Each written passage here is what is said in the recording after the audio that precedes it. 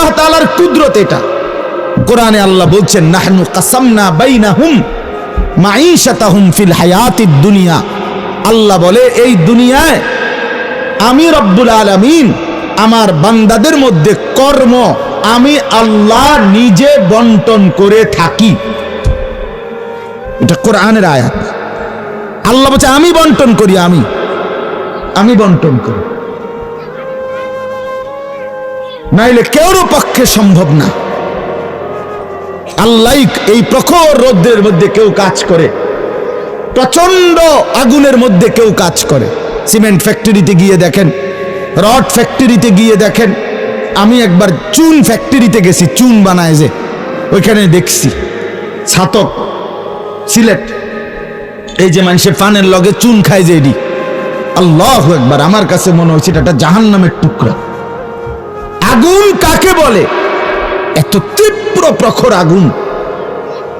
ওইখানে মনে করেন ওই বিল্ডিংটা আমার এখান থেকেই মানে গরমের হাট লাগতেছে, আমি পারতেছি না আগাইতে, অথচ ওইখানে দাঁড়াইয়া দেখছি কর্মচারীরা বড় বড় লোহার আংটার মতো এগুলা দিয়া দিয়া পাথর এগুলো লাড়তেছে, আরামসে হেতে কথাও কয়, তিডেও লাড়ে, মানে অথচ আগুনটা কি আগুন, জাহান্নামের আগুনের মতো।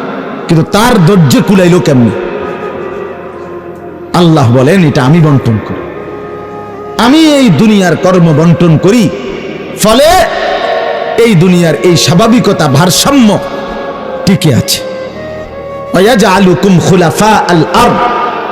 বন্ধু, আল্লাহ বলছেন আমি আল্লাহ আমার জমিনের মধ্যে তোমাদেরকে আমার প্রতিনিধি হিসাবে বসবাসের ব্যবস্থা করছি, এটা আমি করছি।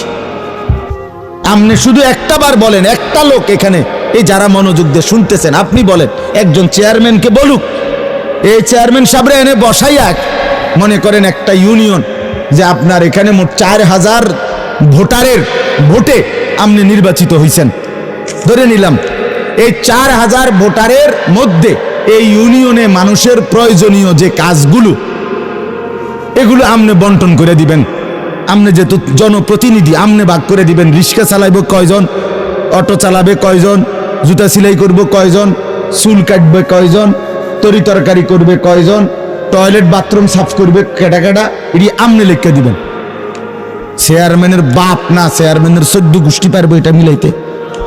কথা বলেন না, পারবে এগুলো বন্টন করে দিতে?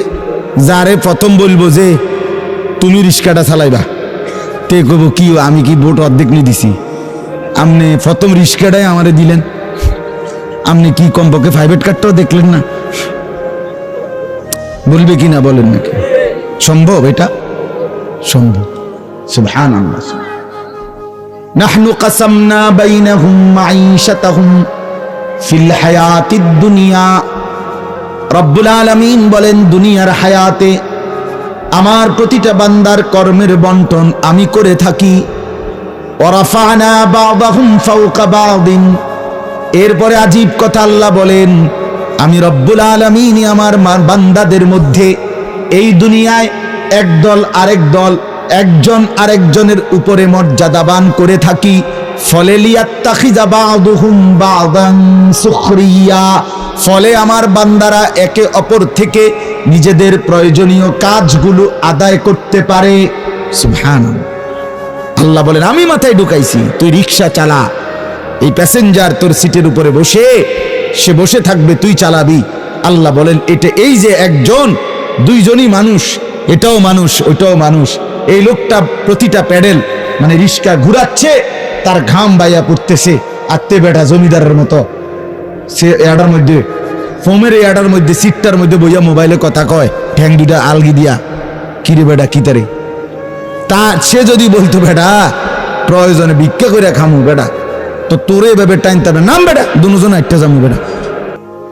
কথার কথা কে তারে বুঝাবে? তাকে কিন্তু আল্লাহ তাআলা বলেন আমি আমার এই বান্দাদের মধ্যে বুঝাইছি, একজন ড্রাইভার, একজন প্যাসেঞ্জার, একজন বিক্রেতা, একজন ক্রেতা, একজন সারাটা দিন মেহনত। আহা বন্ধু, আমি তো অনেকবার, আমি ঢাকা যখন পড়ালেখা করছি কত সময় তাকায় দেখছি এই যে গার্মেন্টস মিল ফ্যাক্টরির শ্রমিকরা, ছেলে মেয়েগুলো কি পরিমাণ মানবেতর জিন্দেগি, তারা এই 8 ঘন্টা 10 ঘন্টা ওভার টাইম করে ডিউটি শেষ করে ছোট্ট ছোট্ট খুপরির মতো কোন রকম জিন্দেগির জীবনটা তারা কষ্ট করে চালায়, অল্প কয়টা টাকা বেতন পায়, বেতনটার জন্য কত সময় কত আন্দোলন করতে হয় তাদেরকে, এই সামান্য কয়টা টাকা দিয়ে তারা জীবনটা নির্বাহ করে বছরের পর বছর, অথচ তাদের সেই কষ্টের মেহনতের পরিশ্রমের পণ্যটা বিক্রি করে মালিক ও পক্ষ কোটি কোটি টাকার রাজপ্রাসাদে আলিশান বিত্ত বৈভবের মধ্যে উল্লাস করছে। আল্লাহ বলেন, বান্দা এই যে ব্যবধান এটা আমি করছি, এটা আমার ফয়সালা, আমার ইচ্ছা। আমি যাকে মন চাই ধনী বানাই, আমি যাকে মন চাই গরিব বানাই, আমি যাকে মন চাই সম্পদের প্রাচুর্য বাড়িয়ে দেই, আমি যাকে মন চাই সম্পদ কমিয়ে দেই। আমার বান্দা, এটা তোমার দুনিয়াবি কোনো শিক্ষা, দুনিয়াবি কোনো যোগ্যতা, শারীরিক কোনো দক্ষতা, তোমার মেধার কোনো বিচক্ষণতা নয়, কসম আল্লাহর নয়। যুবক, প্রতারিত হইও না বন্ধু, প্রতারিত হইও না। তোমার মতো সুখী সচ্ছল ছিল, বাবার সম্পদ ছিল, চাকরি ছিল, বাবা বিদেশ ছিল, এরকম হাজারো সন্তান আজকে উদ্বাস্তু শরণার্থী শিবিরে শরণার্থীর মতো মানবেতর জীবন ফিলিস্তিনে, রোহিঙ্গাতে, সিরিয়াতে, ইরাকে মুসলমানের লক্ষ কোটি সন্তান রোহিঙ্গা আরে শরণার্থী উদ্বাস্তু হিসাবে মানবেতর জীবন যাপন করছে। এদেরও ফ্যামিলি ছিল, এদেরও মা ছিল, এদেরও বাবা ছিল, এদেরও ব্যাংক ব্যালেন্স ছিল, এদেরও হাস্যোজ্জ্বল চেহারা ছিল, বরং আমাদের চাইতে আরবের মানুষের চেহারা লক্ষ কোটি গুণ বেশি সুন্দর। বন্ধু আমার, কি রঙে, আমার কথা শেষ, আমি বেশি আর বাড়াবো না। কি পাইয়া আজকে আমাদের সন্তানদের হালাত আমি বুঝি না। আরে বন্ধু, কি গুপ্তধন পাইয়া গেলা, কোন জমিদারি পাইয়া গেলা, যে জমিদারির কারণে আল্লাহকে এভাবে ভুলে গেলা? কারণটা কি? মুসলমানের বাবারা এভাবে ভুলে গেলেন কেন? মুসলমানের মারা এভাবে বেপর্দায় নামে গেলেন কেন? মুসলমানের বোনেরা এইভাবে অসভ্যতায় নেমে গেল কেন? হায়া কোথায়, লজ্জা কোথায়, শরম কোথায়? আল্লাহকে এভাবে ভুলে গেলেন কেন? যে ঘরে বাপ মা জীবিত, অথচ খোদার 365 দিনে একটা বছরে, একটা 16 বছরের 18 বছরের ছেলে মেয়ে, আহা, আপন মা বাপ জীবিত থাকতে কোনদিন একটা বছরে ফজরের নামাজ পড়লো না। এত বড় জানোয়ার মুসলমানের ঘরে ঘুমায় কেন? বলে, এত বড় অসভ্য এক মুসলমান বাবা মা এই সময় এত বড় নাফরমান নিয়ে এই ঘরে জীবন চলছে কেন? কারণটা কি? আল্লাহকে এভাবে ছেড়ে দিলেন কেন? আখিরাত এভাবে ভুলে গেলেন কেন? কি ব্যাপারটা কি? হ্যাঁ, এই পৃথিবীর চারদিকে চতুর্দিকে যদি মুসলমান মজলুম হয়, নির্যাতিত হয়, তা আমরা কি মাটির মধ্যে না, নাকি আমরা চাঁদের দেশে? আমরা মাটিতে থাকি না উপরে থাকি? তো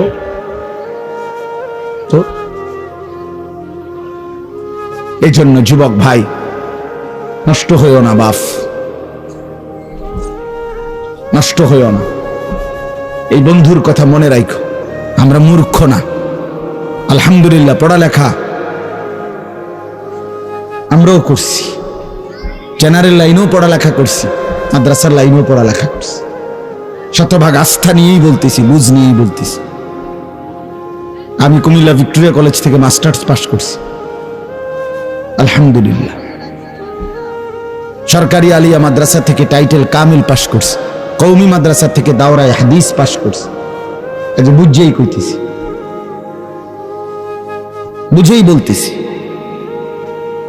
ইংরেজিও পুরা পড়ছি, আরবিও পুরা পড়ছি। এই জন্য বিজ্ঞান সায়েন্স বিভাগ থেকে দাখিল পাস করছি, এসএসসি। আমি বন্ধু বুঝাইতে চাচ্ছি এই কথাটা অহংকারের জন্য বা ফুটাঙ্গির জন্য না, এই বাস্তবতাটা বুঝানো। এই দুনিয়ার এই সবটা মিলাইয়া আজকে যে কয়জন অভিভাবক আছেন অথবা যে কয়জন যুবক ভাই আছেন, দোস্ত, আমরা আল্লাহর সাথে বেশি বাড়াবাড়ি করছি, আমরা আল্লাহর সাথে বেশি তুচ্ছ অবজ্ঞা করছি। আমরা জানি না আমাদের শেষ পরিণতি কি। আমা কাদারুল্লাহ হাক্কা কাদরি, আল্লাহ বলছে বান্দা তোমরা আমাকে যথোপযুক্ত কদর করলা না। আসসামাওয়াতু মাতউইয়াতুম বিয়ামিনি, আল্লাহ বলে জানো বান্দা আমি সেই আল্লাহ যে চাইলে এক সেকেন্ডে এই 7 আসমান একটা পলকের মধ্যে মিনিটের ভিতরে গুটাইয়া আমি আমার কুদরতি হাতে নিয়ে আসতে পারি। তুমি কোন নেতার উপরে ভরসা করে অহংকারী করছো? কিসের উপর? তোমার এই বিল্ডিং না,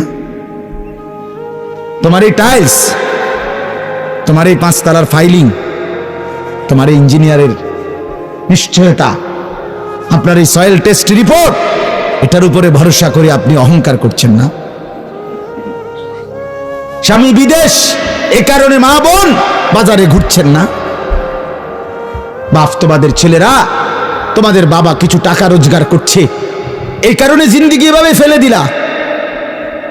এক ওয়াক্ত নামাজ পড়তে মন চায় না, তাহলে আল্লাহ লাগবে না বন্ধু? না মালিক লাগবে না? আল্লাহকে লাগবে না? তাইলে আজকে যারা এশার নামাজ পড়ো নাই, কেন পড়লা না? এই হাইওয়ান পড়লা না কেন? এই হারামি পড়লা না কেন? সারাদিনে এক ওয়াক্ত নামাজ পড়ো নাই যে, তোমার চাইতে নিকৃষ্ট মানুষ, নির্লজ্জ মানুষ আর কে হইতে পারে? মুসলমানের ঘরে জন্ম নিয়ে এক মুসলমান মায়ের পবিত্র দুধ এক টানা 2টা বছর খেয়ে এত নিকৃষ্ট মানুষ হয় কেমনে? এত নিকৃষ্ট মুসলমান হয় কেমনে? মিয়া এত সভ্য মুসলমানের রক্ত এত বেদামি হবে কেন? অনুভূতি এভাবে মরে যাবে কেন? এই জন্য আমি আপনাদের সামনে কোরআনুল কারীমের যে আয়াতটা পড়ছি, সূরা আলে ইমরানের 102 নম্বর আয়াত, আল্লাহ তাআলা বলছেন ইয়া আইয়ুহাল্লাযীনা আমানুত্তাকুল্লাহা হাক্কা তুকাতিহ, হে ঈমানদারগণ, হে মুসলমানরা, মুমিনরা, তোমরা আমার, আল্লাহ বলছে 89 বার কোরআনুল কারীমের মধ্যে আল্লাহ তাআলা, একবার দুইবার না দোস্ত, হে ঈমানদারগণ, হে আমার মুমিন বান্দা, এই কথা বলে আল্লাহ 89, 8, 9, 89 বার আল্লাহ কোরআনে ডাক দিয়েছেন। বলছে তুমি আমার বান্দা, তুমি মুমিন, তোমারে আমি জান্নাত দেব। বান্দা তোমারে আমি জান্নাত দিতে চাই, বিশ্বাস করো তোমার জন্যই জান্নাত, কোনো বেঈমানের জন্য জান্নাত না। ঈমানবিহীন কেউ জান্নাতে যাবে না। পৃথিবীর সমস্ত ভালো কাজ যদি কোনো বেঈমান করে তবুও সে জান্নাতি হবে। গোটা পৃথিবীটাও যদি কেউ মালিক হইয়া দান করে দেয়, এত বড় মহানুভব, কিন্তু সে বেঈমান, ঈমান হারা, কালেমা হারা, সে কশ্চিন কালেও পরকালীন মুক্তি পাবে না। ঈমান এইসা সম্পদ, ঈমান এতনা দামি জিনিস, এতটা দামি সম্পদ। ঈমান বিহীন গোটা পৃথিবীর কিছুরই কোনো মূল্য নেই। তো আল্লাহ বলে সেই ঈমান আমি তোমাকে দিয়েছি বান্দা, আমি গ্রহণ করছি। ইয়া আইয়ুহাল্লাযীনা আমানু, হে ঈমানদারগণ, তার মানে তোমার এটা ফরমটা আমি নিছি, তোমারে ঈমানদার হিসেবে গ্রহণ করছি, তোমারে মুসলমান বলে নিলাম আমি, এজন্যই তো ডাক দিলাম, আমার বান্দা ডাক তো তোমাকে দিলাম। হযরত হাসান বসরি রাহমাতুল্লাহি আলাইহি বিশ্ববিখ্যাত তাবেঈ ছিলেন, আলেম ছিলেন, শ্রেষ্ঠ বুজুর্গ ছিলেন হাসান বসরি রাহমাতুল্লাহ। আমরা তাফসিরে পড়ছি, উনি বলতেন যখনই কোরআনের এই আয়াত ইয়া আইয়ুহাল্লাযীনা আমানু এটা শুনবে, তো প্রত্যেকটা মুমিনের উচিত সে কান খাড়া করে সাথে সাথে নড়ে চড়ে বসা, আর হৃদয়ের মধ্যে কথা আনা, আমার মুনিব আমাকে ডাকছেন, এখন হয়তো আমাকে কিছু করতে বলবেন অথবা কিছু নিষেধ ছাড়তে বলবেন, আর আমার উচিত মুনিবের ডাকেই সাড়া দেওয়া। তো আল্লাহ তাআলা এখানে বলছেন ইয়া আইয়ুহাল্লাযীনা আমানু, হে ঈমানদারগণ, ইত্তাকুল্লাহা হাক্কা তুকাতি, তুমি পূর্ণ হক আদায় করে সামর্থ্যের সবটা দিয়ে, নিজ যোগ্যতার সবটুকু দিয়ে, নিজ সামর্থ্যের সবটা দিয়ে হক আদায় করে তুমি আল্লাহকে ভয় করো, তাকওয়া অর্জন করো। আখিরাত খামখেয়ালি করো না, আল্লাহর হুকুম মানাটাকে খামখেয়ালি করো না, নয়সয় মনে করো না, জোরাতালি মনে করো না। হাক্কা তুকাতি, একেবারে হক আদায় করে আল্লাহকে ভয় করো। এই কথাটা যে আল্লাহ কোরআনে বন্ধু কতবার বলছে, বারবার বারবার বারবার। ইয়া আইয়ুহাল্লাযীনা আমানুত্তাকুল্লাহা ওয়া কুলু কাওলান সাদীদা, এই যে আল্লাহ বলছে ইয়া আইয়ুহাল্লাযীনা আমানুত্তাকুল্লাহা ওয়া কুনু মা'আস সাদিকিন, এই যে আল্লাহ বলছে ইয়া আইয়ুহাল্লাযীনা আমানুত্তাকুল্লাহা ওয়াল তানজুর নাফসুম মা কদ্দামাত লিগাদ ওয়াত্তাকুল্লাহ, এই যে আল্লাহ বলছে ইয়া আইয়ুহান নাসুত্তাকু রাব্বাকুম আল্লাযী খালাকাকুম মিন নাফসিন ওয়াহিদা, এই যে আল্লাহ বলছে ইয়া আইয়ুহান নাসুত্তাকু রাব্বাকুম ইন্না জালজালাতাস সাআতি শাইউন আযীম, এই যে আল্লাহ বলছেন বারবার বারবার বারবার। আল্লাহ বলছে হে ঈমানদার মুমিন বান্দা আমার, তুমি অন্যদের মতো না, তুমি হিন্দু না, তুমি বৌদ্ধ না, তুমি ইহুদি না, তুমি খ্রিস্টান না, তুমি নাস্তিক না, তুমি মুরতাদ না, তুমি বেঈমান না, তুমি আমার মুমিন বান্দা, তুমি আমার ঈমানদার বান্দা। তুমি আর 10 জনের মতো না। ভাত আমি সবাইকে খাওয়াবো, সেজদার তৌফিক আমি সবাইকে দেব না। বউ বাচ্চা, স্ত্রী সন্তান, সংসার, বাড়ি গাড়ি, ক্ষমতা, এটা তো আমি আল্লাহ বেঈমানকেও দিচ্ছি, বেশি দিচ্ছি। কিন্তু আল্লাহ বলেন মুমিন তোমাকে আমি জান্নাত দেব, জান্নাত, জান্নাত দেব, জান্নাত দেব। ঈমানদার জান্নাত এক পলক দেখবে। হাদিসের মধ্যে আছে আল্লাহর নবী সাল্লাল্লাহু আলাইহি ওয়াসাল্লাম বলেন পুরাটা হায়াত যেই বান্দা, যেই মুমিন দুঃখ কষ্ট আর যন্ত্রণায় কাটাইছে, কোনোদিন 1 সেকেন্ডের জন্য সুখ পায় নাই, কিন্তু 1 মুহূর্তের জন্য আল্লাহর নাফরমানি করে নাই।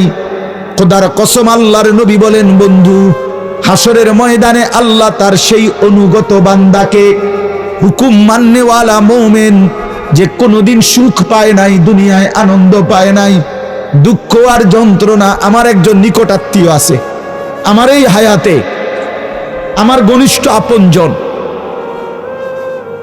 আমার এই হায়াতে, আমার এই 20-25 বছরের ভিতরে আমি কোনোদিন তার সুখের কথা খুব কমই শুনছি। যখনই শুনছি উনি বিপদেই আছে, কোনো না বড় সড় মুসিবতে, একটার পর একটা তার বিপদ লেগেই আছে। বিপদ যেন তারে ছাড়ে না, মুসিবত যেন তার। আমি তার জন্য নিজে উমরা করছি, কত সময় কত দোয়া আমার সেই আপনজনের জন্য আমি করি। কিন্তু আমার কাছে মনে হয় আমার মালিকের ফয়সালা এটা, যে মুসিবত তাকে ছাড়ে না, বিপদ তাকে ছাড়ে না। আল্লাহর নবী সাল্লাল্লাহু আলাইহি ওয়াসাল্লাম বলেন এই প্রচন্ড মুসিবতের ভিতরেও আমার হুকুমটা মেনে যে আখিরাতে গেল, আল্লাহ তাআলা ফেরেশতাকে বলবে আমার এই বান্দাকে জান্নাতের চারদিকটা একবার ঘুরাইয়া, জান্নাতের দরজা বরাবর একটু দাঁড় করাইয়া আবার নিয়ে আসো। কসম আল্লাহর, এটা হাদিস। ওই জীবনভর দুঃখ কষ্টে আল্লাহর হুকুম মেনে গেছে সেই লোকটাকে চারদিকে ঘুরাইয়া জান্নাতের দরজার কাছে 1 মিনিটের জন্য ফেরেশতা দাঁড় করাবে। জান্নাতের একটা মিষ্টি বাতাস 1 সেকেন্ডের জন্য তার কলিজাটার মধ্যে এসে লাগবে ভিতর থেকে। এইবার লোকটাকে আল্লাহ রসুল বলেন আল্লাহর সামনে যখন আনা হবে, আল্লাহ তাআলা জিজ্ঞেস করবে আমার বান্দা জীবনটা বুঝি দুঃখ আর কষ্টেই কাটাইছো না? কসম আল্লাহর হাদিসে আছে, ওই বান্দা বলবে মাওলা বলেন কি মাওলা, জীবনে দুঃখ কি জিনিস আমি তো কখনোই দেখি নাই। আল্লাহর কসম রাসূল বলছে মুমিন ওই 1 সেকেন্ডের জান্নাতের বাতাস তার 70 বছরের দুঃখ ভুলায় দেবে, মুসিবত ভুলায়। এজন্য বন্ধু চালাক মনে করেন না, সিটার বাটপার যারা, হ্যাঁ আমনে চালাক আমরা বেকুব, জি না, আমরা ভাত খাইয়া বড় হইছি, আমি বন ফানি চা দিয়া ভিজাইয়া বড় খাইয়া বড় হইছি না। যুবক তোমরা যারা নামাজ পড়ো না আর সারাদিন নারীর ছবি আর নর্তকীর নাচ গান আর এই ফালতু জিন্দেগি, সমবয়সীদের সাথে আড্ডার মাস্তানি আর এ সদর বদর, তুমি চালাক বেটা। হ্যাঁ আমি বেওকুফ, কেন বেওকুফ হবো আমি? তুমি যা খাইয়া বড় হইছ আমি তো তা খাইয়াই বড় হইছি। এই মাটি আলো বাতাসে যদি তুমি বড় হও তো আমি কি মাটির তলে বড় হইছি? বুঝবো না কেন? বুঝি না কেন? কি বেশি বুঝ জ্বালাইছো তুমি? আপনারা যারা সুদ খান, ঘুষ খান, হারাম খান, আপনাদের যাদের অবৈধ উপার্জন, আপনাদের যাদের স্ত্রী বেপর্দা, আপনাদের যাদের মেয়ে বেপর্দা, আপনাদের যাদের ঘরে রঙিন টেলিভিশনে নাচ গান নর্তকীর ছবি সারা বছরের পর বছর চলে, আপনারা মোটেই চালাক না, আপনারা বেওকুফ, আপনাদের ফ্যামিলিও বেওকুফ। মিয়া আহাম্মক মিয়া, আপনি ধরা খাইছেন মিয়া,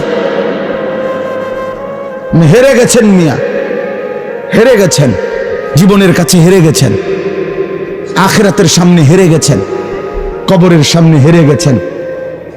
আপনি সামান্য দুনিয়ার লেগা, অথচ এই দুনিয়া নেককাররাও ভোগ করে, করে কিনা বলেন না কেন? নামাজ পড়লে ফাঙ্গাস মাছের যে স্বাদ, বেনামাজিরও এই স্বাদ। বেনামাজি যেটারে টাইলস কয়, নামাজি এটারে টাইলস কয়, তো কোনো মাটি কয় না। তাহলে আপনি আহামরি কি দুনিয়া ভোগ করলেন বলেন? কি জন্য আখিরাত ছেড়ে দিলেন? আল্লাহ আমাদেরকে বুঝার তৌফিক দান করে। অতএব বাপ, আমার কথা একটু শক্ত শক্ত, পরে মনে মনে কইবেন যে এরকম দুই একজন থায়ে হুজুরদের মধ্যে কিছু থাকে, কি করবে?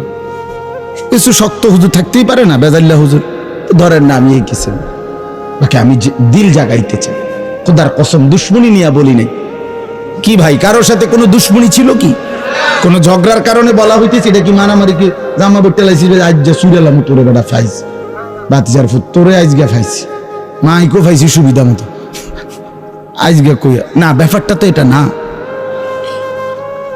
দোস্ত আমার, বাপ আমার, পর্দার আড়ালের মা বোন, আপনাকে জাগাইতে চাই। মা কেন বেপর্দার জিন্দিগি? যে নারী তার ইজ্জতের কদর বোঝে না, যে নারী তার পর্দার কদর বোঝে না, যে নারী তার সতীত্বের সম্ভ্রমের কদর বোঝে না, খোদার কসম সে নারী না, সে কোনো মহিলা না, সে ভিন্ন কোনো পদার্থ হইতে পারে। রাসূলুল্লাহ সাল্লাল্লাহু আলাইহি ওয়াসাল্লাম আমরা এটাই পড়ছি, নবী বলছেন নারী বলে তাকে আড়ালে থাকে যে, নিজেকে পর্দায় রাখে যে, নিজেকে আড়ালে রাখে যে, তাকেই বলে নারী। এজন্য যে বেপর্দা, বেহায়া, নির্লজ্জা, বেশরম, এটা কোনো নারী না, অন্য কোনো পদার্থ, অন্য কিছু। বলে তো কিতা, তো কিতা এটা হেবুডি ডাক্তার দেখ, ডাক্তারই তো এটা রিপোর্ট দিব, ওটা পরীক্ষা নিরীক্ষা করে চাইব কিতা এটা, আমি কিনলে পেতাম। রাসূল বলছে নারী বলে তাকে পর্দায় থাকে। আল্লাহ আমাদেরকে বুঝার তৌফিক দান করে। অতএব এটাই কথা আমার, রমজান সামনে, আমাদের জীবনের সুযোগ নিজেকে বদলানোর, নিজেকে পরিবর্তন করার, জীবনটা গঠন করার। এজন্য আমি এই আয়াত পড়ছি। আল্লাহ বলছে বান্দা সাধ্যের সবটুকু দিয়ে সর্বোচ্চ হক আদায় করে আমাকেই ভয় করো। আর আল্লাহকে ভয় করার অর্থ দুইটা, সমস্ত গুনাহ ছেড়ে দেওয়া, আল্লাহর সমস্ত হুকুম পালন করা। আল্লাহ আমাদেরকে তৌফিক দান করে। ওয়ালা তামুতুন্না ইল্লা ওয়া আনতুম মুসলিমুন। এবং আল্লাহ তাআলা সাথে সাথে বললেন বান্দা দুনিয়া, কথাটা খেয়াল করেন, এই শেষ কথাটা আল্লাহ বলছে বান্দা, আমি আবারও বলছি বান্দা দেখো দুনিয়া কিন্তু পার হইবা, দুনিয়া অনুগত অবাধ্য, ইমানদার নাফরমান, আদেশ পালনকারী অমান্যকারী, দুনিয়া কিন্তু প্রত্যেককেই আমি ভোগ করতে দেই, সুখ স্বাচ্ছন্দ্য আনন্দ, ফুর্তি, স্বস্তি, উল্লাস, হ্যাঁ, এই দুনিয়া উপভোগ, এটা কিন্তু আমি নাফরমানকেও দেই বান্দা, এটা আমার নিজাম, আমি দেব। কিন্তু বান্দা ওই কবর থেকে নিয়ে আখেরাত, পরকালে সেখানে যদি সুখ মিলতে হয়, স্বস্তি মিলতে হয়, স্বাচ্ছন্দ্য মিলতে হয়, তৃপ্তি মিলতে হয়, উল্লাস পেতে হয়, আল্লাহ বলছে বান্দা বিশ্বাস করো, আমি তোমার অনুরোধ করছি বান্দা, পূর্ণ মুসলমান না হয়ে, আমার অনুগত না হয়ে, আমার গোলামি না করে কবরে আইসো না, মৃত্যুবরণ কইরো না। এই সুখ ওইখানে মিলবে না, এই সুখ ওইখানে কি হবে না। এখানে আমি অনুগত অবাধ্য উভয়কেই দুনিয়া ভোগ করতে দেই, কিন্তু কবরে দেব না, আখিরাতে দেব না, হাসরের মাঠে দেব না। সেখানে শুধুই উইদ্দাত লিল মুত্তাকিন, জান্নাত বানানোই হয়েছে মুত্তাকিদের জন্য, আখিরাতের সুখ বানানোই হয়েছে আদাত্তু লিইবাদিয়াস সালিহিন, আল্লাহ বলছে আমার নেক বান্দাদের জন্য। অতএব আমার বক্তব্য এটাই, রমজানকে কদর করেন, রমজানটাকে সামনে নিয়ে প্রত্যেকটা নারী পুরুষ, ছেলেরা, নওজোয়ানরা, বাবারা গুনাহমুক্ত একটা জীবন গড়ার সিদ্ধান্ত নেন। চুরি, ডাকাতি, জিনা, ব্যভিচার, সুদ, ঘুষ, মদ, জুয়া, বেহায়া, বেপর্দার জিন্দেগি থামায় দেন। যুবক থেমে যাও, বাপ থামো ভাইয়া, অনুরোধ করছি, এক ভাই বললাম থেমে যাও, অসভ্যতার এই জিন্দেগি ছাড়ো, বেনামাজির এই জিন্দেগি ছাড়ো, সারাদিন নারী নিয়ে আর মোবাইল নিয়ে পড়ে থাকা এই জিন্দেগি ছাড়ো। মা বোনরা, আপনারা যারা খোদার 11টা মাস বাজারে বাজারে ঘুরছেন, মার্কেটে গেছেন, কতবার গেছেন, ও মা বোন, আল্লাহর দোহাই, এক ভাই বললাম কমপক্ষে রমজানটাকে কদর করেন, একটা মাসকে সম্মান করেন আল্লাহর দিকে চাইয়া। রমজানটাকে বাজারে মার্কেটে এই জুতা, শাড়ি, গহনা, এই ফালতু জিনিসের জন্য খোদার এত বড় রমজানকে কোরবান করে দিয়েন, নষ্ট করে দিয়েন, বরবাদ করে দিয়েন না মা বোন। এটা অনেক বড় সীমা লঙ্ঘন, অনেক বড় সীমা লঙ্ঘন। আল্লাহ তাআলা বলছেন, বান্দা আমি এত বেশি সুযোগ দিছিলাম রমজানে, রহমত, মাগফিরাত, নাজাতে, কোনো মূল্যায়ন করলা না। এই জন্য রমজানের লাস্টে জিব্রাইল পাঠাইয়া নবীজিকে আল্লাহ জানায় দিছে, জিব্রাইল গাও বলে আসো আমার বন্ধুকে, বন্ধু আপনার যেই উম্মত এত বড় রমজান পেয়েও কদর করে নাই, গুনাহ মাফ করায় নাই, তার উপরে আমি আল্লাহর লানত। জিব্রাইল আয়েশা বলছে, নবী আমি জিব্রাইলেরও লানত। নবীজি বলছে আমিন, জিব্রাইল আমি মুহাম্মদেরও লানত। তোর উরফে আল্লাহরও গজব, তোর উরফে ফেরেশতাদেরও লানত, তোর উপরে রাসূলুল্লাহরও লানত, অভিশাপ, অভিশাপ। এজন্য ইয়া বাগিয়াল খাইরে আকবিল, ইয়া বাগিয়াশ শাররে আকসির, এই শেষ কথা। নবী সাল্লাল্লাহু আলাইহি সাল্লাম বলে, রমজানের রাতে প্রত্যেক দিন, সারা দিন রমজানে ফেরেশতা ডাকে, হে নেক কাজের আগ্রহীরা এগিয়ে আসো, হে গুনাহের কাজের আগ্রহীরা এবার তো থামো, এটা থামো, এটা রমজান, এটা রমজান। যুবক এটা রমজান, মোবাইলটা আর খুললো না, নারীর ছবি আর দেখো না, বেনামাজি জিন্দেগি আর রাখো না। আমরা প্রত্যেকে নিয়ত করি ইনশাআল্লাহ, সবাই হিম্মত করি ইনশাআল্লাহ, বলেন ইনশাআল্লাহ। আল্লাহ তাআলা তৌফিক দান করেন।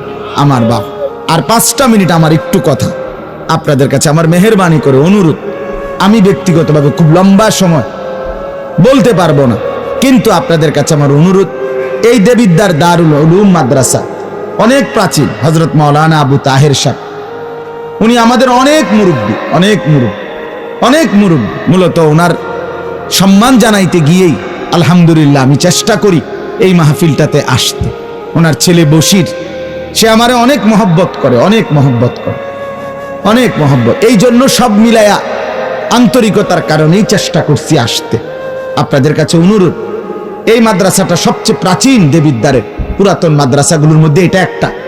আমাদের মাসিকারা মাদ্রাসা, আমাদের রামপুর মাদ্রাসা, এগুলো যেরকম প্রাচীন মাদ্রাসা, এটাও আলহামদুলিল্লাহ অনেক প্রাচীন একটা মাদ্রাসা। মূলত জীবনটা আসলেই বাস্তবতা এই যে কাজে লাগাইলেও শেষ হয়, খামখেয়ালি আর গাফলতিতেও শেষ হয়। রাত কারো জন্যই বাকি থাকে না, দিন কারো জন্যই থেমে থাকে না। জিন্দেগি চলেই যায়। গুরুত্ব দিলেও হায়াত শেষ, খামখেয়ালি করলেও হায়াত শেষ। কাজে লাগাইলেও জিন্দেগি শেষ, কাজে না লাগাইলেও জীবন শেষ।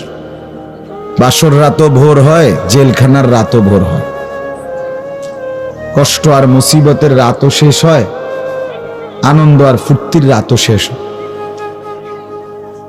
এবং জীবনটা আমাদের ওয়ান ওয়ে, একমুখী রাস্তা, যেটা কেবল সামনের দিকেই যেতে হয়, ওই বরাবর আর পিছন দিকে আসা যায় না। এইখানে আমরা যারা কল্পনা করেন, আমরা যারা বসেছি, কেউ ইচ্ছা করলে আজকের দুপুরে আমরা আর ফিরে যাইতে পারবো? কোনো সুযোগ, কোনো যোগ্যতায়। পৃথিবীতে ইমাম ইবনু রজব হাম্বলি রাহমাতুল্লাহ আলাই বলেন, প্রতিটা দিন, প্রতিটা রাত, প্রতিটা মিনিট, প্রতিটা মুহূর্ত চিৎকার করে করে বলে পৃথিবীবাসীকে যে, হে আল্লাহর বান্দারা, আমি শুধু একবারের জন্যই এসেছি, আমি আর কখনো পৃথিবীতে আসব না। তুমি আমাকে কাজে লাগাও, নষ্ট করো না। এটা প্রতিটা দিন ডেকে ডেকে বল, প্রতিটা মিনিট। আপনি বলেন 28শে ফেব্রুয়ারি 2024 রোজ বুধবার, এই শিরোনাম পৃথিবীতে আর কোনোদিন হবে? আর এই শেষ। আগামী বুধবার আসবে, কিন্তু সেটা 28শে ফেব্রুয়ারি না।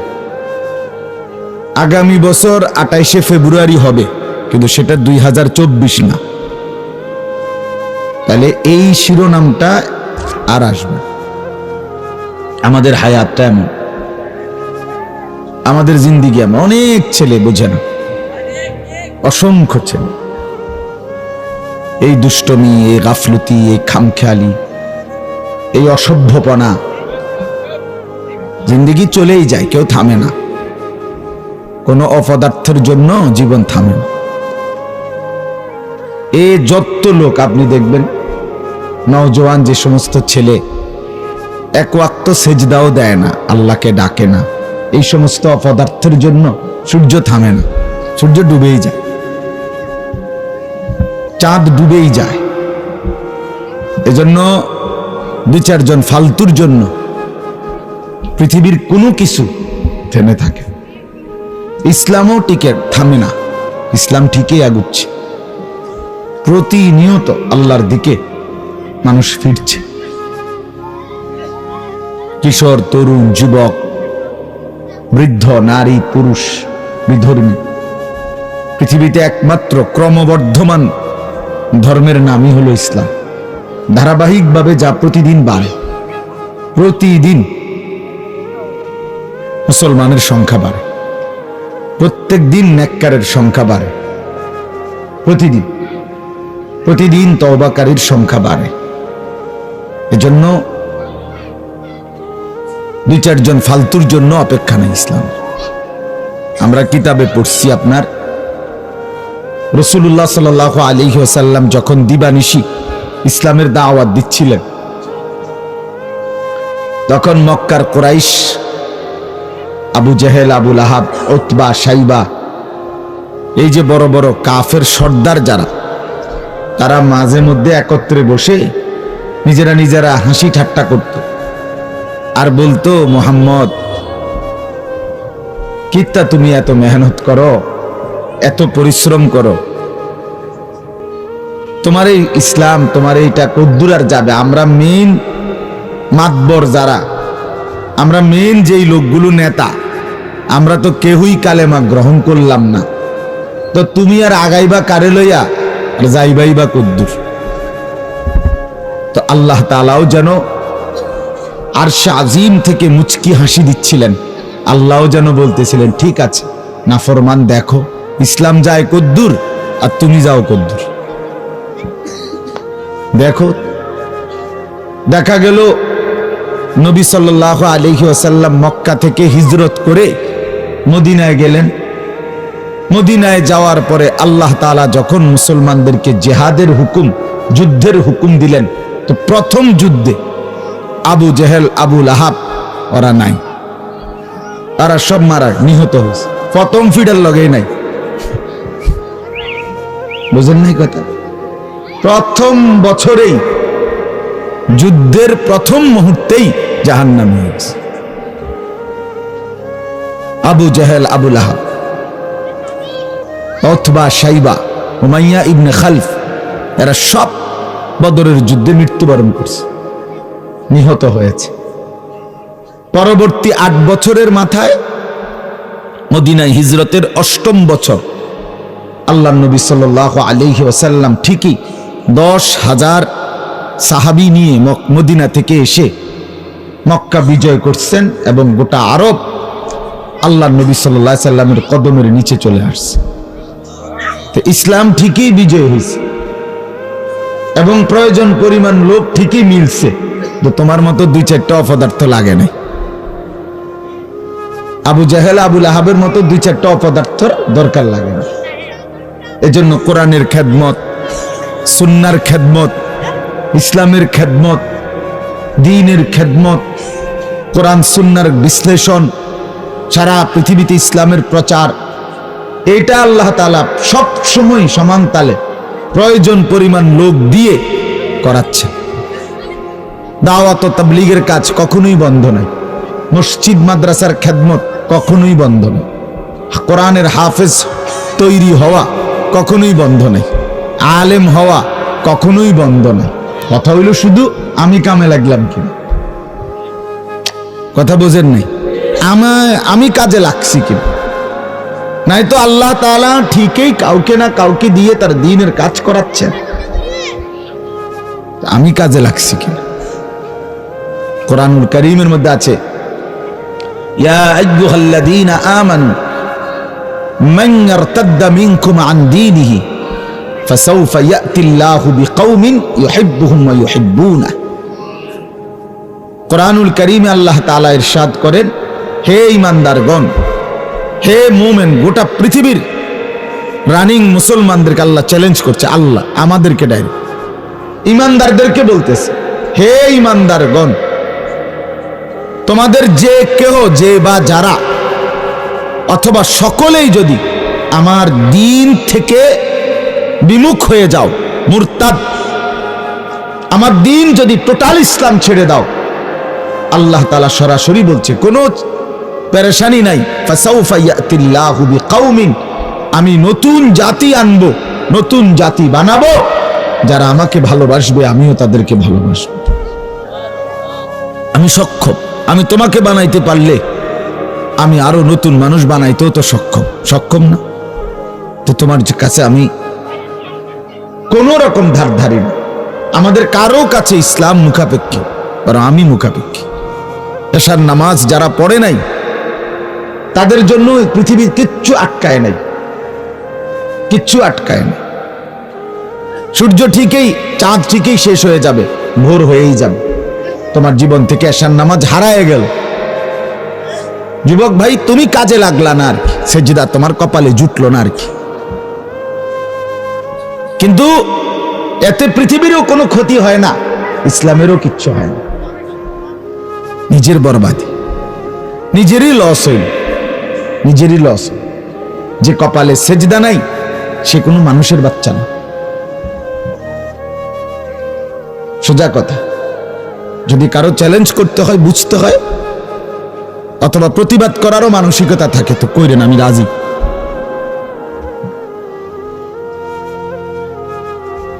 যুক্তি দিয়ে যদি কেউ বুঝাইবার মতো ক্ষমতা রাখে, যার কপালে সেজদা নাই সে মানুষের বাচ্চা না, সে তো হাইওয়ান, সে হাইওয়ান। হাসি দিয়ে উড়াই দিলে হবে না দোস্ত। নিজের নাফরমানির, আল্লাহর অবাধ্যতার পরেও যার বিবেক নড়ে না, অনুভূতি জাগে না, সে প্রতিবন্ধী, মনে রাখতে হবে। আলো আর অন্ধকার যে বোঝে না, পাক না ফাক যে বোঝে না, পেশাব আর ফানি যে বোঝে না আলাদা, সে তো প্রতিবন্ধী, সে তো প্রতিবন্ধী। এজন্য নিজের কর্তব্য যে চেনে না, নিজের ভালো মন্দ যে বোঝে না, আলো অন্ধকার যে বোঝে না, উচিত অনুচিত যে বোঝে না, করণীয় বর্জনীয় যে বোঝে না, সে সুস্থ না, স্বাভাবিক। আল্লাহ তাআলা কোরআনুল কারীমের মধ্যে বলছেন, আমি আল্লাহ তাআলা মানুষকে বানাইছি শুধু আমার ইবাদতের জন্য। অতএব শুধুই বানিয়েছি ইবাদতের জন্য। অতএব যেই মানুষটা সেজদা দেয় না, ইবাদত করে না, গোলামি করে না, সে মানুষ হওয়ার উপযুক্ত না। তাকে তো আমি বানাই নাই, বানাইছিলাম তো বন্দেগীর জন্য। অতএব যে উদ্দেশ্যে এই মাউথ বানানোই হয়েছে আপনাদের সামনে কথা পৌঁছাবার জন্য, এটা যদি আওয়াজই না দেয় তাহলে এটা মাইকও না, মাইকের জাতন। তাহলে যে মানুষকে আল্লাহ তাআলা বানাইছেন সেজদার জন্য, নামাজের জন্য, ইবাদতের জন্য, এটাই যদি তার দ্বারা যেই জন্য জিনিসটা বানানো হইল ওইটাই যদি ওইটার তেরা পাওয়া না যায়, তো এটা মানুষও না, মানুষের জাতন। কথা বুঝেন? এজন্য ছেলেরা মানুষের বেডি চাইয়া মোবাইল টিপ্পা আর এই চুল পিছনের দিকে ফিরাইয়া খুব চালাক মনে করেন। চালাকির কিচ্ছু নাই, খারাইয়া মুতার মধ্যে চালাকির কিচ্ছু নেই, বরং এটা কুত্তার জিন্দিগি। আর কুত্তার জিন্দিগি কোনো ভদ্র মানুষের পরিচয় হইতে পারে না। যে প্রস্রাব করে পানি নেয় না, তার সরাসরি পেশাব করে যে ঢিলা কুলুক পানি নেয় না, তার দৃষ্টান্ত হুবহু কুকুর। এটা কুত্তার স্বভাব, এটা জানোয়ারের স্বভাব। মানুষের কাতারে সে শোভা পায় না। তাকে মানুষের কাতারে দাঁড় করানো, মানুষের সমাজে দাঁড় করানো উচিত না। তাকে জন্তু জানোয়ারদের সাথেই মেশানো উচিত, থাকানো। এটাই বাস্তবতা। সুস্থ স্বাভাবিক মানুষ, এটার প্রমাণ কি আপনারা যে কেউ বুঝবেন। 6 মাসের কোলের বাচ্চাও পেশাব করিলে সে চিৎকার শুরু করে তার হাফ প্যান্ট বদলাবার জন্য। 1 বছরের বাচ্চা কোলের, সেও পেশাব করে চিল্লায় তার হাফ প্যান্ট বদলাইবার জন্য। এটাই স্বাভাবিকতা। এটা তার, তাহলে বোঝা গেল মানুষের সৃষ্টিগত স্বভাবজাত চাহিদা যে সে নাপাকি পছন্দ করে না, সে পেশাব কি করে না, পছন্দ করে। এটা নিয়ে সে 1 মিনিটও থাকতে চায় না এই হাফ প্যান্টটা নিয়ে। কিন্তু এটা কি অপদার্থ! 18 বছরের এত বড় দামরা একটা বার পেশাব করে পানি নেয় না, এই সমস্ত পেশাবের ফোঁটা তার এই প্যান্টের মধ্যে জমা, এই দুর্গন্ধ নিয়ে এই অপদার্থে ভাত খায়, এটা নিয়ে সে নাস্তা খায়, চা খায়, এটা নিয়ে সে বিভিন্ন রকমের জিনিসপত্র খায়। এই এখান থেকে এখানে নাক, প্যান্ট এখানে, নাক এখানে, এই কদ্দুর জায়গাতে এত কাছে থাকার পরেও যার নাকে মুতের গন্ধ লাগে না, তুমি ডাক্তার দেখানো উচিত। তুমি একজন ভালো মানসিক ডাক্তার দেখো, পাগলের ডাক্তার। জি ডাক্তার সাহেব, আমার এই অবস্থা হলো কেন? আমার নাকে কেন মুতের গন্ধ লাগে না? আমার সমস্যাটা কি? আমার সমস্যাটা কোথায়?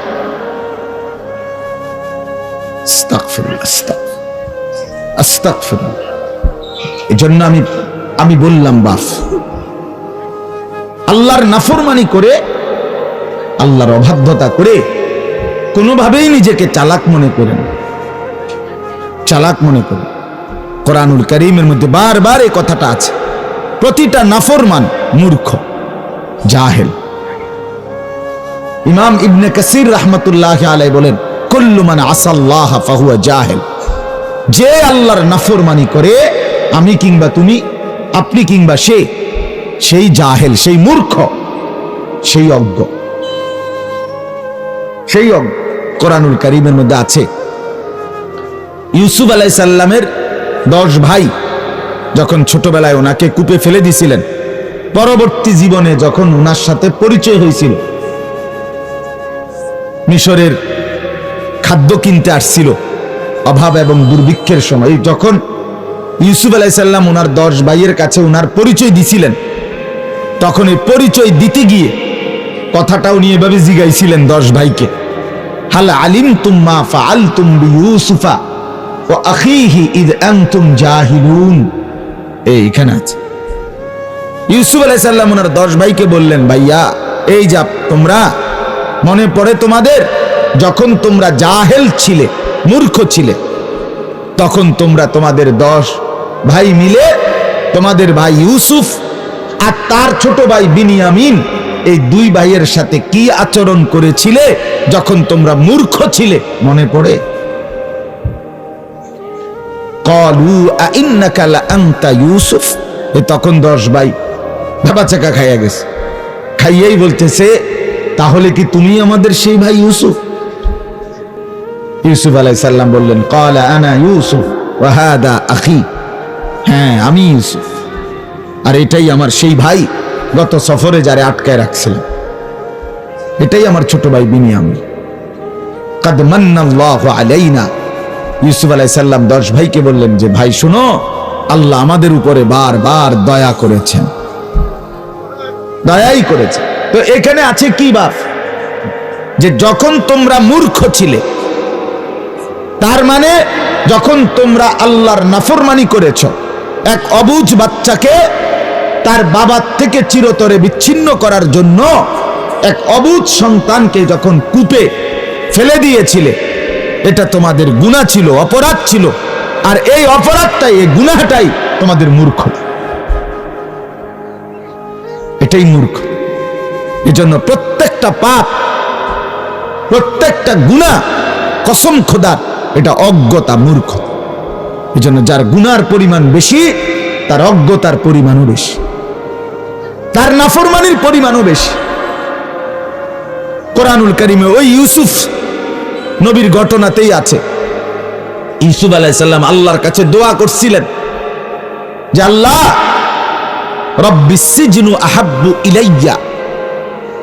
মিশরের নারীরা আমাকে যেই মন্দ কাজের জন্য, জিনা ব্যভিচারের জন্য আমন্ত্রণ জানাচ্ছে, এই নাফরমানির মধ্যে লিপ্ত হওয়ার চাইতে জেলখানায় বন্দী থাকা আমার কাছে অনেক প্রিয়। তখন তিনি এরপরে বলছে, ওয়া ইল্লা তাসরিফা আন্নি কাইদাহুন্না। হে আল্লাহ, নারীদের সেই চক্রান্তের ফাঁদ আপনি যদি আমাকে রক্ষা না করেন, আসবু ইলাইহিন্না, আমি তাদের দিকে ঝুঁকে যাব। আপনি যদি আমারে দয়া না করেন, ওয়া আকুম মিনাল জাহিলিন, এই শব্দটা আবারও বলছি, আমি তখন মূর্খদের অন্তর্ভুক্ত হয়ে যাব, মূর্খদের, জাহেলদের। এখানেও তিনি বলছে, অর্থাৎ আমি তখন ব্যভিচারীদের অন্তর্ভুক্ত হয়ে যাব। তো এই ব্যভিচার এটা পাপ, এটা গুনাহ কিনা বলেন না কেন? তো এইটাকেই উনি বলছে, আমি মূর্খদের অন্তর্ভুক্ত হয়ে যাব। মানে গুনাহ মূর্খতা, নাফরমানি মূর্খতা। এজন্য বাপরা যারা আছেন, হ্যাঁ, আপনাদের ছেলেরা যারা নামাজ পড়ে না, আপনাদের ছেলেরা যারা মেয়ের পিছনে পিছনে হাঁটে, আপনাদের ছেলেরা যারা সারা দিন সারা রাত মোবাইলে নাচ গান আর উলঙ্গ ছবি দেখে, আপনাদের এই অপদার্থ মূর্খ সন্তান কিছুই পড়ছে না, কোনো কিছুই শিখে নাই, শিক্ষা বলতে কিছু অর্জন করে নাই। ওই বাংলা, অঙ্ক, ইংরেজি, পদার্থ জীববিজ্ঞানের যেই বইগুলো পড়ছে, এগুলো দুনিয়ার কিছু চাকরি, ব্যবসা, ভাত মাছ খাওয়ার জন্য। এগুলো এটি না ফইরেও বহু কোটি মানুষ প্রতিনিয়ত খাইতেও আছে, ভোগও করতে আছে। বুঝেন নাই?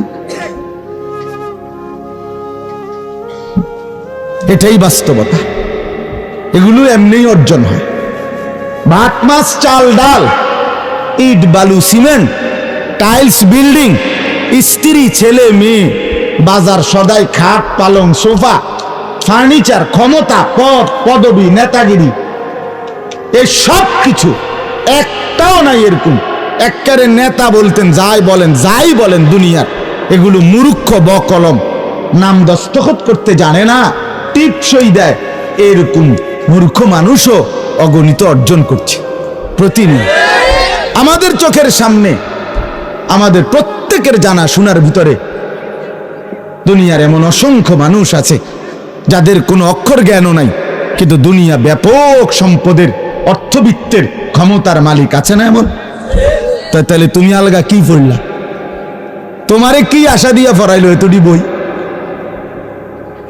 কিরে দোস্ত, এই ছেলেরা বলো না কেন, তোমারে কি জন্য পড়াইছে? তাহলে তোমারে যে বাংলা প্রথম পত্র, দ্বিতীয় পত্র, ইংরেজি ফার্স্ট পার্ট, সেকেন্ড পার্ট, তোমারে তুড়ি বই পড়াইলো কেন? পদার্থবিজ্ঞান, জীববিজ্ঞান, রসায়ন বিজ্ঞান, উচ্চতর গণিত, তথ্য যোগাযোগ প্রযুক্তি, সামাজিক বিজ্ঞান, ইতিহাস, আরো কত কি, এত কিছু তাহলে তোমারে পড়াইলো কেন? কি বানানোর জন্য? কি বানানোর জন্য? যদি বলে মানুষ বানানোর জন্য, তো মানুষ হইলা কই? তুমি তো সেজদাই দাও না। যদি বলো না আমাকে মানুষ বানানোর জন্য আমার বাবা মা পড়ালেখা করেছে, তো তুমি এইরকম বিকৃত চুল রাখলা কেন? যদি বলো মানুষ বানাইছে, তাইলে নারী ছাড়া, মোবাইলের অশ্লীল দৃশ্য ছাড়া তোমার রাত কাটে না কেন? তুমি কি অমানুষ হইলা? মানুষ হইলা কেমনে বেটা? মানুষ হইলা কেমন? ঠিক বলার মুহতাজ না আমি, ঠিকের জন্য অপেক্ষায়ও নাই। ফেরিওয়ালা বলেই যায়, আমরা ফেরিওয়ালা, গুরুত্ব দিলেও বলে যাই, গুরুত্ব না দিলেও বলে যাই, কোনো অসুবিধা নেই। কেউ পাত্তা দিল না, কিচ্ছু হইতো না। আমার রাতও ভোর হবে, নাফরমানের রাতও ভোর হবে। কথা বলে না তো আর অসুবিধা কি? টেনশনের কি আছে? টেনশনের কি আছে? এজন্য বন্ধু আমার, ছেলেরা আমার, বাবারা আমার, ভাবা উচিত, দোস্ত ভাবা উচিত। কোন দিকে যাচ্ছ? কোথায় যাচ্ছ? মানুষ হচ্ছ না জানোয়ার হচ্ছ, এটা তো বোঝা উচিত। কোরআনুল কারীমে আল্লাহ তাআলা মানুষকে জানোয়ার বলছেন, বলছেন কিনা? কথা বলেন না কেন? হ্যাঁ, উলাইকা কাল আনআম, আল্লাহ বলছেন এরা মানুষ নয়, বরং এরা মানুষরূপী জানোয়ার। আল্লাহ বলছে ইনহুম ইল্লা কাল আনআম, তাদের পরিচয় আর কিছুই নয়, শুধুই জানোয়ার। কোরআনের আয়াত। তাহলে কোরআন বলছে কিছু মানুষ মানুষই হয়, কিছু মানুষ জানোয়ার হয়। তাহলে এটার পার্থক্য কি? কি হইলে মানুষ হয়, কি না হইলে জানোয়ার হয়? এটা শুধুই এই বৈষয়িক কয়টা বইয়ের পড়া না। মানুষ তখনই মানুষ হয় যখন বানানেওয়ালা চেনে, মুনিবকে চেনে, সেজদাকে চেনে, গোলামি চেনে, আল্লাহ তাআলার বন্দিগি চেনে, নিজের কর্তব্য বুঝে, নিজের পথ চেনে, নিজের গন্তব্য চেনে। গন্তব্য চেনে। দুনিয়া উপার্জনের শেষ মাথা কোথায় কেউ জানে না। আপনি বলেন, এই যারাই আমরা দুনিয়া কামাই করতেছি, আপনার টার্গেট কদ্দূর? 3 তালা? কথা বলেন না। আপনার টার্গেট কদ্দূর? 6 তালা? আপনার টার্গেট কদ্দূর? 10 লাখ টাকা? আপনার টার্গেট কদ্দূর? 2 কোটি টাকা? না না, এমন কারো। কিন্তু মুমিনের টার্গেট আছে আল্লাহর সন্তুষ্টি অর্জন, জান্নাত অর্জন, জাহান্নাম থেকে বাঁচে। গন্তব্যের মাথা আছে, মঞ্জিল আছে, জানা আছে। ইমানদার জানে কই পর্যন্ত যাইতে হবে, দুনিয়াদার জানে না কই পর্যন্ত গিয়ে থামবে। সে থামবে সেদিন খোদার কসম। রাসূলুল্লাহ বলছে লা ইয়ামলাউ জাওফু ইবনু আদম ইল্লা তুরাব, দুনিয়া লোভী, সম্পদের লোভীর পেট ভরবে না কোনদিন ইল্লা তুরাব, ওই কবরের মাটিতে ঢুকা পর্যন্ত। কবর থামাবে, কবরের আগে থামবে না, কবরের মাটি তাকে থামাবে। এজন্য দোস্ত এটা বুঝা উচিত। ছেলেরা বাপ, একজন হলে একজনই বোঝো, 2 জন হলে 2 জনই বোঝো। সবাই সমান তালে বুঝবেন, আমরা এটা মাথায় রেখেই কথা বলি। সবাই সমান তালে গুরুত্ব দিবে না, এটা হিসাব কইরেই বলি, এটা আমরাও বুঝি। কিন্তু একজনই গুরুত্ব দাও, একজন ছেলেই ভাবুক, একজন পুরুষই ভাবুক যে আমার জিন্দেগি কোথায়। কোরআনুল কারীমের মধ্যে আল্লাহ তাআলা বলছেন এই কোরআন হুদাল লিন্নাস, মানুষের জন্য হেদায়েত। পৃথিবীর আর কোনো বই কোথাও নাই, কোন বাংলা, অঙ্ক, ইংরেজি, পদার্থ, জীববিজ্ঞান বইয়ে কথা নাই যে এটা মানুষের জীবন চলার পথ। না, এটা একটা বিষয়ভিত্তিক পড়া, ওইটা একটা বিষয়ভিত্তিক কি পড়া।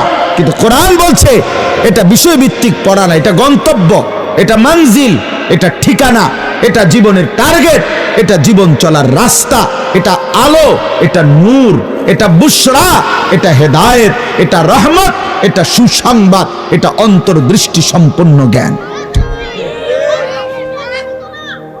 আল্লাহ বলছে যালিকা হুদাল্লাহ ইয়াহদি বিহি মান ইয়াশা। রব্বুল আলামিন বলেন এই কোরআনই হলো আমি আল্লাহর হেদায়েত। ইয়াহদি বিহি মান ইয়াশা। রব্বুল আলামিন বলেন আমি এই কোরআন দ্বারাই যাকে মন চায় ইচ্ছে করি হেদায়েত দিয়ে থাকি। তাইলে হেদায়েত, পথ, গন্তব্য, রাস্তা আল্লাহ তাআলা বলেন শুধুই কেবল বিহি মানে বিল কোরআন, কোরআন দ্বারাই দিয়ে থাকেন, কোরআন দ্বারাই দিয়ে থাকেন।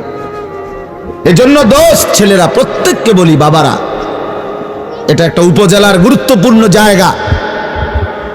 এখানের আশেপাশের ঘরে যেই মারা আছেন, বোনেরা আছেন,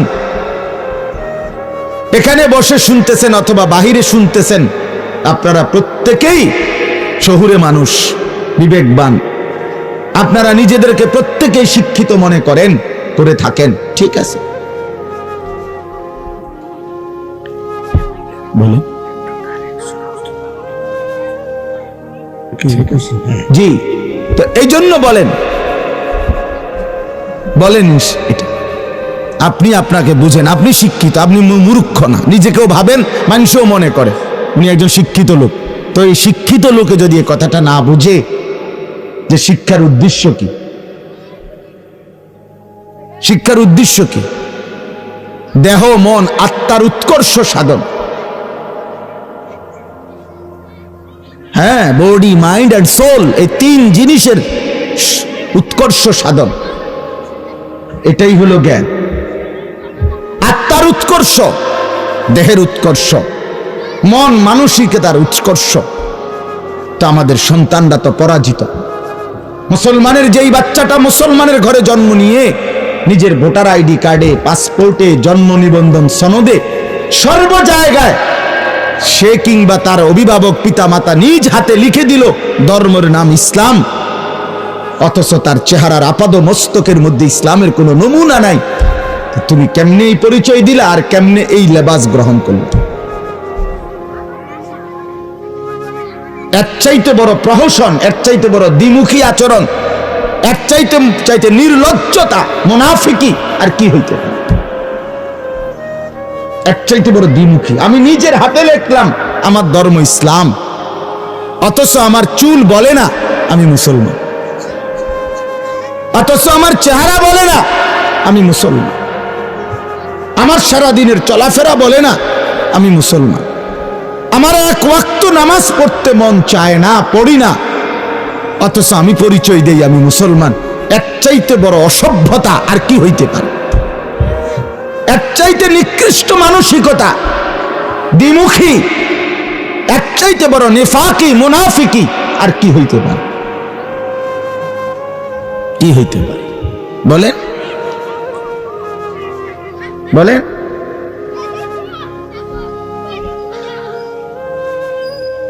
এই জন্য ভাবতে শিখেন নিজের ভালোর জন্য। ওই ছেলে এখানে দাঁড়ায় মোবাইল টিপো না ভাই, এটা কোনো সুন্দর কথা হলো না।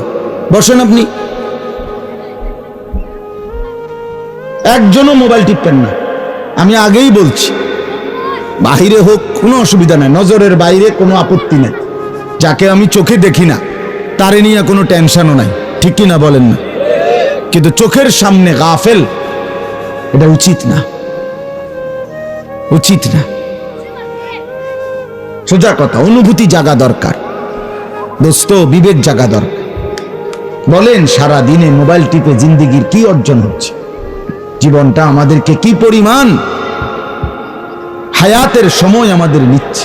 আহা যুবক, যদি বুঝতেই হবে বাপ,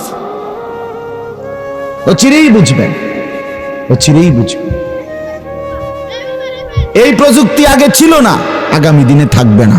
ফেসবুক থাকবে না, ইউটিউব থাকবে, যেহেতু আগে ছিল না। সামনেও থাকবে না। কত প্রযুক্তি তো নাই, ফিতাওয়ালা সেই ক্যাসেট এখন নাই। তখন কি ফিতাওয়ালা ক্যাসেটওয়ালারা ভবিষ্যৎবাণী করছিল যে এটা আর থাকবে না? পাতলা পাতলা যে সিডি, ওগুলো তো এখন নাই। তখন কি ওই সিডিওয়ালারা ভবিষ্যৎবাণী করছিল যে এগুলো থাকবে না? এটাও থাকবে।